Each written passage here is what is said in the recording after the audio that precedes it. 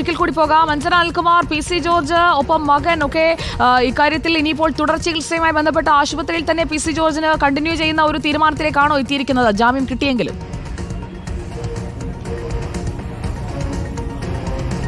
സുജയ പാർവതി, നിലവിലെ തീരുമാനം അങ്ങനെയാണ്. ഗുരുതരമായ ആരോഗ്യ പ്രശ്നങ്ങൾ ഉള്ളതിനാൽ തന്നെ ഇന്നിപ്പോൾ കോട്ടയം മെഡിക്കൽ കോളേജിൽ തുടരും. ഡോക്ടർമാരുടെ വിശദമായ അഭിപ്രായത്തിന് ശേഷമായിരിക്കും മറ്റ് ആശുപത്രിയിലേക്ക് മാറ്റുന്നത് അടക്കമുള്ള കാര്യങ്ങൾ ഒരു തീരുമാനമാവുക. ഈ തിങ്കളാഴ്ച വൈകുന്നേരമാണ് ആശുപത്രിയിൽ പ്രവേശിപ്പിച്ചത്. കാർഡിയോളജി വിഭാഗത്തിലെ ICUയിലായിരുന്നു.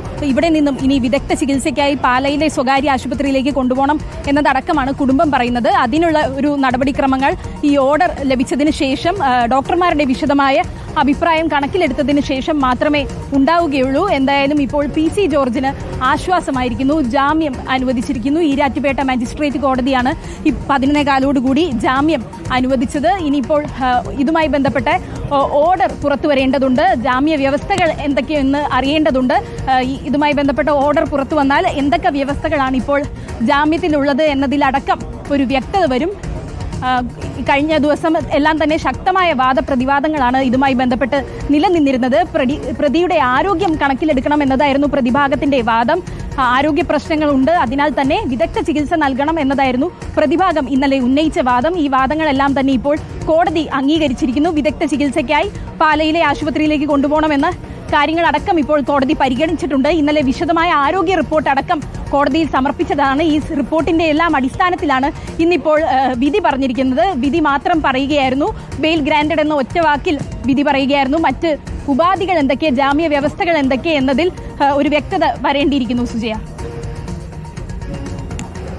കോടതി PC ജോർജിന് ജാമ്യം അനുവദിച്ചിരിക്കുകയാണ്. ഈ മണിക്കൂറിലെ ഏറ്റവും പ്രധാനപ്പെട്ട വാർത്തയാണ്. ശ്യാം ദേവരാജ് നേരത്തെയും സമാനമായ പരാമർശങ്ങൾ നടത്തിയതൊക്കെ കോടതി വാദത്തിനിടയിലൊക്കെ പലപ്പോഴും ചൂണ്ടിക്കാട്ടുന്നത് നമ്മൾ കണ്ടതാണ്. ഇപ്പോൾ ജാമ്യം അനുവദിക്കുമ്പോഴും ആ ജാമ്യ വ്യവസ്ഥകൾ കടുത്തതാകാൻ സാധ്യതയില്ലേ? സുജയ പാർവതി, കടുത്ത ജാമ്യവ്യവസ്ഥകളായിരിക്കും മജിസ്ട്രേറ്റ് കോടതി മുൻപോട്ട് വെക്കുക എന്ന കാര്യം തീർച്ചയാണ്. കാരണം ഒന്നാമത്തേത് ജില്ല വിട്ടുപോകരുത് അല്ലെങ്കിൽ സ്റ്റേഷൻ പരിധി വിട്ടുപോകരുത് എന്നടക്കമുള്ള കാര്യങ്ങൾ, പാസ്പോർട്ട് മജിസ്ട്രേറ്റ് കോടതി നൽകുക എന്നടക്കമുള്ള ഉപാധികൾ വയ്ക്കും എന്ന കാര്യത്തിലും തീർച്ചയാണ്. അത് പക്ഷേ എന്തൊക്കെ ജാമ്യവ്യവസ്ഥകൾ എന്നത് നമുക്ക് തിരിച്ചറിയണമെങ്കിൽ ആ കോടതിയുടെ ഉത്തരവിൻ്റെ അവസാന ഭാഗം നമുക്ക് നമ്മുടെ കയ്യിലേക്ക് കിട്ടിയാൽ മാത്രമേ നമുക്ക് അക്കാര്യത്തിൽ ഒരു വ്യക്തത വരികയുള്ളൂ. അത് അല്പസമയത്തിനുള്ളിൽ തന്നെ പുറത്തുവരികയും ചെയ്യും. നടപടിക്രമങ്ങൾ പൂർത്തിയാക്കിയ ശേഷമായിരിക്കും ഈ ജാമ്യം അനുവദിച്ച ഉത്തരവിന്റെ സമ്പൂർണ്ണമായ പകർപ്പ് കോടതി പുറത്തുവിടുക. PC ജോർജിന് ആശ്വാസകരമാകുന്ന നടപടി ഉണ്ടാകുന്നു ഈരാറ്റുപേട്ട മജിസ്ട്രേറ്റ് കോടതിയിൽ നിന്ന് എന്നതാണ് ഇന്നത്തെ ഏറ്റവും പ്രധാനപ്പെട്ട കാര്യം. അതിനപ്പുറത്തേക്ക് PC ജോർജിന് മുന്നിൽ കർശനമായ വ്യവസ്ഥ വെക്കുമ്പോൾ ഈ സമാന കുറ്റകൃത്യം ആവർത്തിക്കരുത് എന്നത് ഉറപ്പായും അതിലൊരു വ്യവസ്ഥയുണ്ടാകും. ഈ ഉത്തരവിൽ തന്നെ വ്യവസ്ഥയുണ്ടാകുമെന്നത് ഉറപ്പാണ്. കാരണം നേരത്തെ 4 തവണയാണ് PC ജോർജ് സമാനമായ രീതിയിൽ മുസ്ലിം വിരുദ്ധ പരാമർശം നടത്തിയത്. അതിൽ ഏറ്റവും പ്രധാനം, ഒരു തവണ തിരുവനന്തപുരം മജിസ്ട്രേറ്റ് കോടതി ജാമ്യം നൽകുമ്പോൾ ആ ജാമ്യം നൽകി മുൻകൂർ ജാമ്യം അനുവദിച്ച് 8-ാം ദിവസം പാലാരിവട്ടത്ത് ഒരു പൊതുയോഗത്തിൽ PC ജോർജ് ആ ജാമ്യവ്യവസ്ഥ ലംഘിച്ച് വീണ്ടും മുസ്ലിം വിരുദ്ധ പരാമർശം നടത്തി. അങ്ങനെ പരാമർശം നടത്തുമ്പോഴാണ് തിരുവനന്തപുരം മജിസ്ട്രേറ്റ് കോടതി നേരത്തെ 2022 PC ജോർജിന്റെ മുൻകൂർ ജാമ്യം റദ്ദാക്കാനും റിമാൻഡ് ചെയ്യാനുമുള്ള തീരുമാനമെടുക്കുന്നത്. അന്ന് 2 ദിവസമാണ് PC ജോർജ് ജയിലിൽ കഴിഞ്ഞത്. പിന്നാലെ ജാമ്യം നേടി പുറത്തുവരികയായിരുന്നു. പിന്നീട് ഇപ്പോൾ ഈ ചാനൽ ചർച്ചയിൽ ഇത്തരമൊരു മതവിരുദ്ധമായ പരാമർശം നടത്തുമ്പോൾ അതിൽ യൂത്ത് ലീഗ് പ്രവർത്തകരാണ് ഈരാറ്റുപേട്ട പോലീസിൽ പരാതി നൽകിയതും അതിന്റെ അടിസ്ഥാനത്തിൽ ജാമ്യമില്ലാ കുറ്റം പോലീസ് ചുമത്തിയതും PC ജോർജിനെ അറസ്റ്റ് ചെയ്യാനുള്ള നീക്കമടക്കം നടത്തിയതും. പക്ഷേ PC ജോർജ് ആദ്യം മുൻകൂർ ജാമ്യാപേക്ഷയുമായി കോട്ടയം സെഷൻസ് കോടതിയെ സമീപിച്ചിരുന്നു. കോട്ടയം സെഷൻസ് കോടതി ആ മുൻകൂർ ജാമ്യാപേക്ഷ അംഗീകരിച്ചില്ല. തുടർന്നാണ് ഹൈക്കോടതിയിൽ മുൻകൂർ ജാമ്യാപേക്ഷ നൽകിയത്. ഹൈക്കോടതിയിൽ നിന്നും PC ജോർജിന് തിരിച്ചടിയായിരുന്നു ഫലം. തുടർന്നാണ് PC ജോർജ് കീഴടങ്ങാൻ തീരുമാനം. ഷോൺ ജോർജിന്റെ പ്രതികരണം വരുന്നുണ്ട് എന്ന് തോന്നുന്നു. അഞ്ജന അനിൽകുമാർ നിൽക്കുന്നിടത്താണ് ഷോൺ ജോർജ് ഉള്ളത്.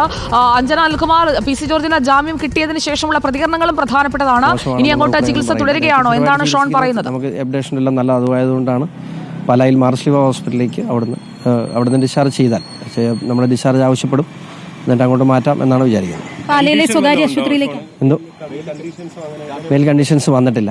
സ്വാഭാവികമായിട്ടും ജാമ്യ വ്യവസ്ഥകളുണ്ടല്ലോ, തീർച്ചയായിട്ടും ഉണ്ടാവും. ഡോക്ടർമാരുടെ ഉപദേശത്തോടെ മറ്റ് ആശുപത്രിയിലേക്ക് മാറ്റാനാണോ, പാലയിലേക്ക് മാറ്റാനാണോ? അല്ല, അവിടെ ഇപ്പോൾ അവരുടെ ഫൈൻഡിങ്സ് ഉൾപ്പെടെയുള്ള കാര്യങ്ങൾ കണ്ടതിന് ശേഷം ഡോക്ടറുമായിട്ട് സംസാരിച്ചിട്ട് എന്ത് ചെയ്യണമെന്ന് ആഗ്രഹിക്കും. നമ്മൾ ആഗ്രഹിക്കുന്നത് പാലായിലെ മെഡിസിറ്റിയിലേക്ക് മാറുക എന്നുള്ളതാണ്. കാരണം അദ്ദേഹത്തിൻ്റെ ചികിത്സ സാധാരണ ചെയ്തുകൊണ്ടിരിക്കുന്ന അല്ലെങ്കിൽ അദ്ദേഹം കൺസൾട്ട് ചെയ്തുകൊണ്ടിരിക്കുന്ന പാലായിലെ മെഡിസിറ്റിയിലാണ്, മാർസ്ലിവയിലാണ്. അങ്ങോട്ട് മാറാമെന്നാണ് വിചാരിക്കുന്നത്. ഇനി ഡോക്ടറെ കണ്ടതിന് ശേഷം തീരുമാനിക്കും. എന്ന് ഇന്നലെയും ന്യൂറോയുടെ കൺസൾട്ടൻസിയും അതുപോലെ കാർഡിയോളജിയുടെയും ഒന്നും ഉണ്ടായിട്ടുണ്ട്. അപ്പോൾ അതൊന്ന് കഴിഞ്ഞിട്ട് തീരുമാനിക്കാമെന്ന് വിചാരിച്ചു.